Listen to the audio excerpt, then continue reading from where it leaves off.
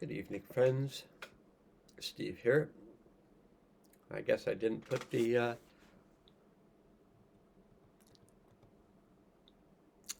microphone in my ear, so we'll just have to see how it goes. If there's problems, let me know.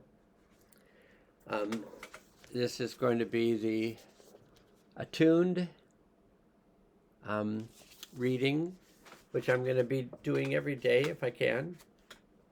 If I have the time each day, I'm going to read a few pages. And so I would suggest, prior to listening to these words by the mystic trauma therapist, Thomas Hübl, Hubl, that you state these words out loud. I connect to my deep self.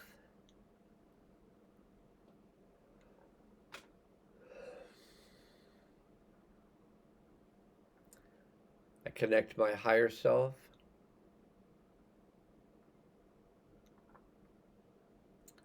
Ground myself to the healing center of the earth.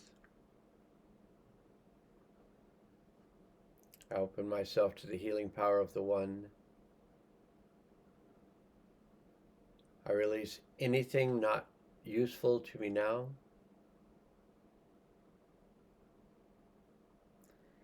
And if you choose to work with the Hathors, then state, I choose to work with the Hathors. Or Hathors, either one. I surround myself in a healing field.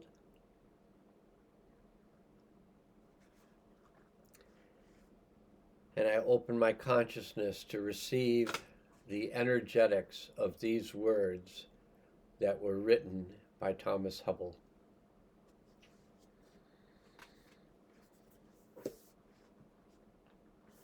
I'm not using any kind of special lighting tonight to make me look healthy or anything. And I also have not combed my hair, and I have been out in the world with caps on and all that stuff. So my apologies if good hair is important to you, because most of the time it is important to me. So he's describing in this introduction to the book on page 5, he says, in part 1 of this book, I propose a core awareness-based practice, one I call transparent communication. This practice is not just intended to improve our communication skills, though it does that. As a contemplative exercise, transparent communication is designed to bring us deeper into pure relationality. As a practical tool, the work enlarges our sense of relationship to self,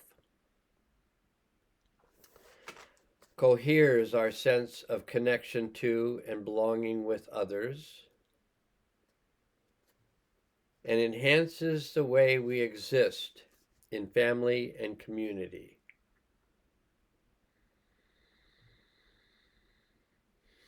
We can even advance the ways we participate in and co-create culture by bringing us into a higher level of social awareness and engagement, which is the foundation for resilient democracies. Indeed, the purpose of transparent communication is to deepen our relationship to life itself. In part 2 of this book, we will apply the essentials of transparent communication to the therapeutic context for individual, ancestral, and collective healing. Transparent communication is not a standalone practice exclusive to one-to-one relationships, but it is at the heart of conscious relating with ourselves, in our families, with our ancestors, and with one another in ever larger groups. In the more challenging moments of modern life, our sense of awareness often becomes constricted and limited. In times of difficulty and stress, we tend to lose perception of the greater field as our awareness clusters tightly within us. We become compactly self-focused by default. As a result, we are less available. We lose access to those resources that allow us to feel with and for others. Whether we're in the middle of difficult family or relationship disagreements, or embroiled in the heat of workplace conflict, a sense of separation becomes heightened, and it is difficult to be present. This is not wrong. It is simply an evolutionary function that promotes survival and adaptation to biological utility. Deep in our nerve systems, we carry these ancient survival patterns, most of which are millions of years old, born to us by our mammalian forebears. By contrast, transparent communication offers an evolutionary opening in consciousness. It arrives alongside similar practices at a time of deep global division and struggle, offering us tools for better navigating difficulty, enhancing our availability to be present, and expanding our awareness to include the space, energy, and subtle structures operating within and around us.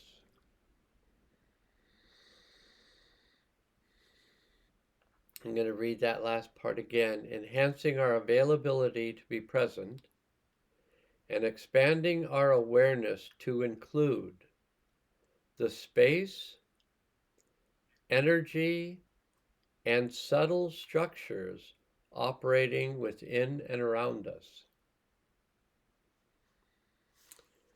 This relational field is a vast matrix of energy, information in motion,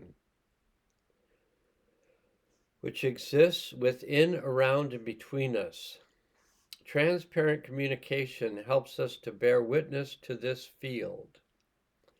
This field is vast matrix of energy, which he describes as information in motion.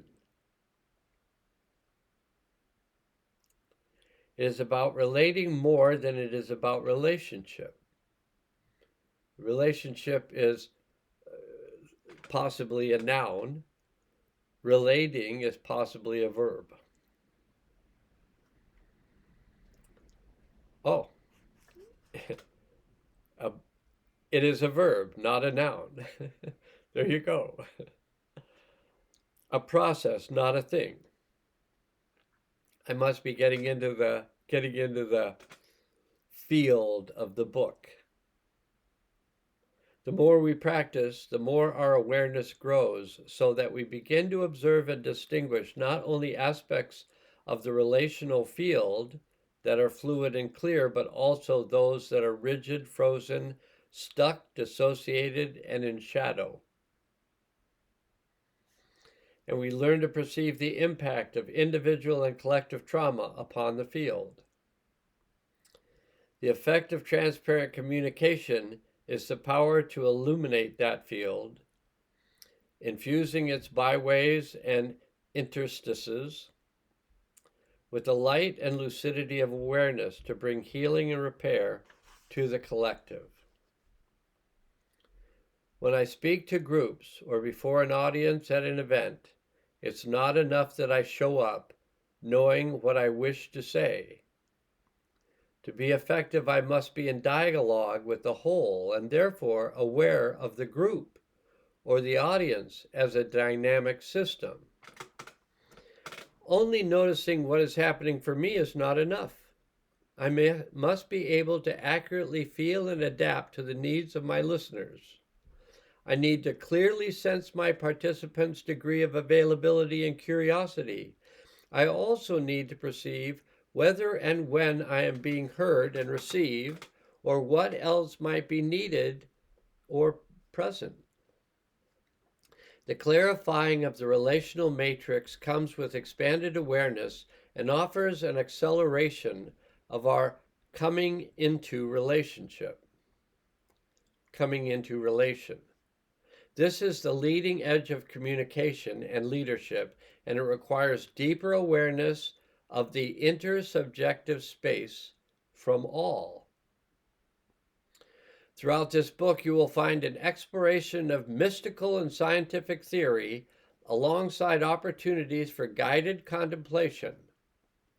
A committed practice to any artistic or other endeavor eventually delivers competence, perhaps even excellence.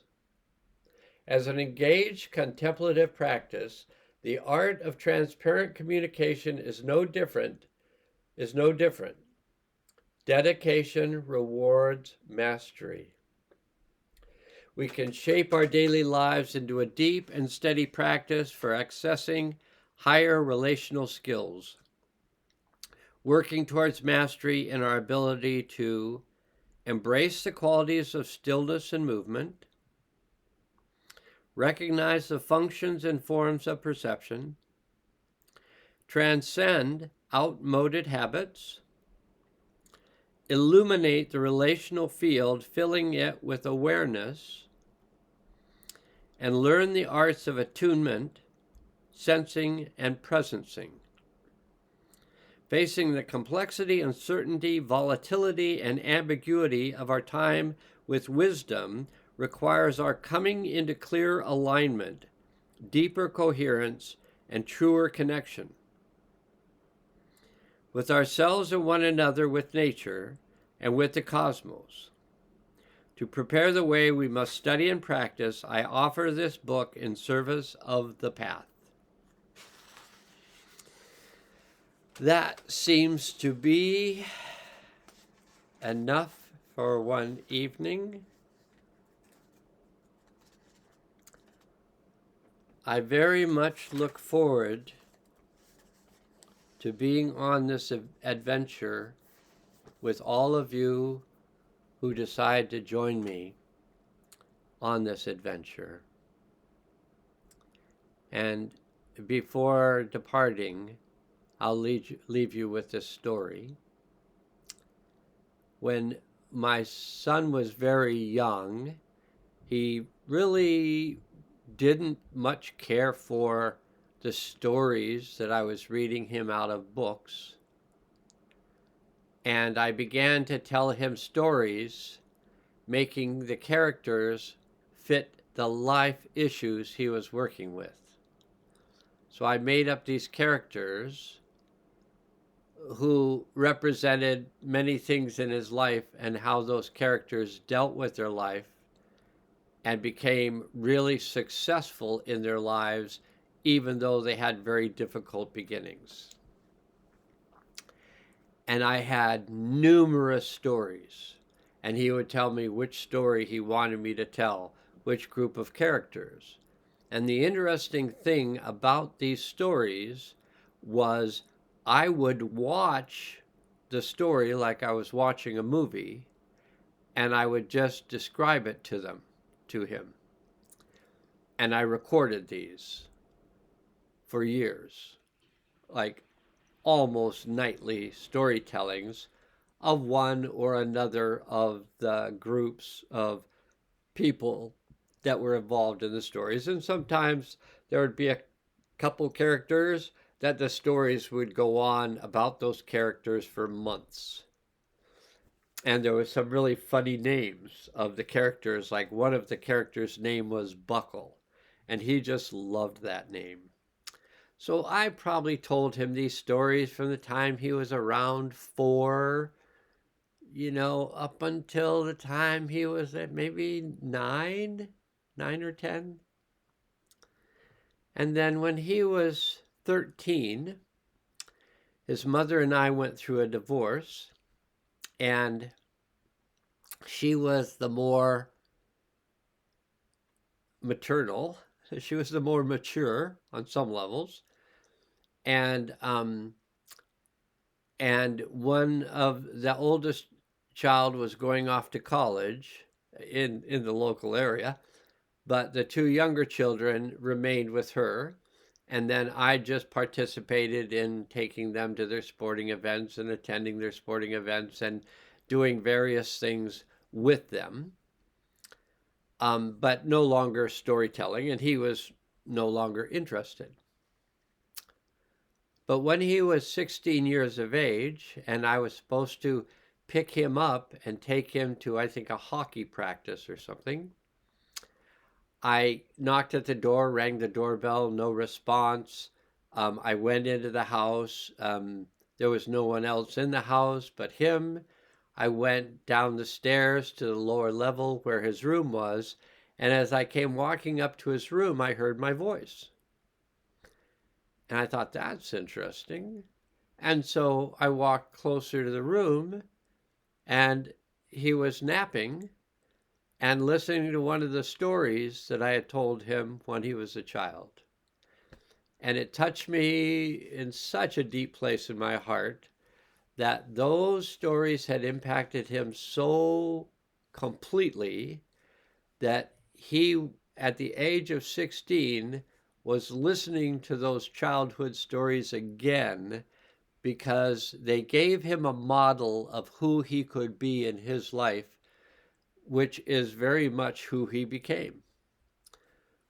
So I feel the same way about this book and these stories that I'm going to read to you, because I personally feel that Thomas Hübl is the one who's going to lead us out of our difficulties by helping us to change, by helping us to resolve our traumas and come to a place of healing of all our relationships. So this is what I perceive is about to happen for all of us, me included, while I read this book to you. And I would suggest starting with, Attuned number 1, Attuned number 2. This is Attuned number 3. And we just keep going on this. And at a certain point, there'll be exercises, and we'll do these exercises together. And at some point, if I can learn how to do live presentations, if it seems useful, I'll just read these. I'll read this to you live, and then we can have live comments if we want, or we can have some type of interaction. We'll see where we go with this, or I may just continue in the way this is, where I just record it for you and for me, and I later listen to these words, and they go in deeper when I'm listening as opposed to when I'm reading. And that's just the way my neurology is made up, that I remember things best through sound, through listening, and make up my own pictures. So that's it for tonight, and I'm really excited about what we're doing together, and I look forward to doing this every day that it's possible for me to do this. And as always, now must go.